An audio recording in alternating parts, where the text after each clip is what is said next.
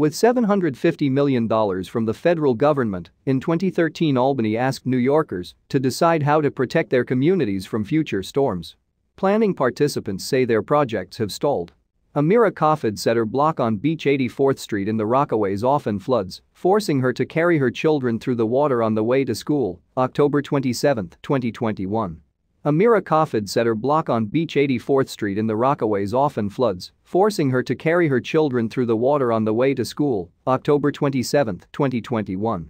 As the remnants of Hurricane Ida barreled through New York September 1, drowning a dozen in New York City, Noreen Ellis's Rockaway neighborhood experienced severe flooding.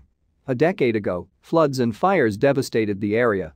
In a span of 15 months, New York State suffered 3 devastating storms: Irene in August 2011, Lee in September 2011 and Sandy in October 2012. Together, these caused dozens of fatalities and over $6 billion in damage.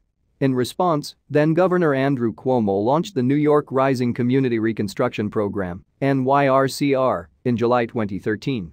This federally funded $750 million initiative aimed to finance repair projects and install infrastructure to improve resiliency against future disasters. The commitment elicited much applause at the time. "You're not just leading New York, you're leading the country," then Vice President Joe Biden praised Cuomo. But as New York marks the 9th anniversary of Sandy's destructive landfall on Friday, the program has virtually disappeared from public view. Fewer than half of the 301 projects underway have been completed, according to the most recent report from the Governor's Office for Storm Recovery. Unnavigable bureaucracies, opaque decision-making, and broken promises have defined the experience for nearly a dozen players in the planning process who spoke to New York Focus and the city. The result, they say, is a piecemeal approach that has fallen short in improving the defenses of vulnerable areas against storms, which are still susceptible to major damage from predicted inundation of coastal areas. In Rockaway, Ellis chaired the planning committee charged with developing project proposals. Most of the committee members felt like they were duped because nothing really happened, she said. The community is still suffering. And who knows where all that money went which was promised. Among those still suffering this week is Amirah Khaafid, a mother of 3 who lives on Beach 84th Street near Jamaica Bay. Her family regularly sees the street flood after heavy rains like the nor'easter that barreled through on Monday night, and several inches of water still blanketed the street Wednesday afternoon. She says the inundations take a constant toll on her family, including $8,000 in damage in December to her car.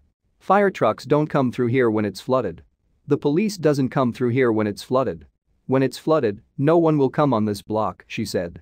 To even get her children to school, she has to pluck them one by one and carry them to the car. "It floods insanely all the time," she said. The New York Rising Community Reconstruction Program split the state into 124 areas, each with a planning committee tasked with proposing projects. Ellis was the chair of the planning committee for Rockaway West.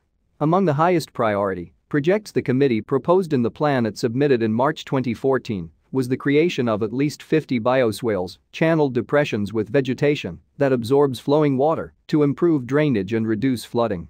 But Ellis received few follow-ups from the Governor's Office of Storm Recovery, which manages the Community Reconstruction Program. The last she heard about the bioswale program was in 2019, when she was informed by a Governor's Office official that locations were still being explored. The flooding during Ida might have been mitigated if projects had been implemented with more timeliness and efficiency, Ellis said.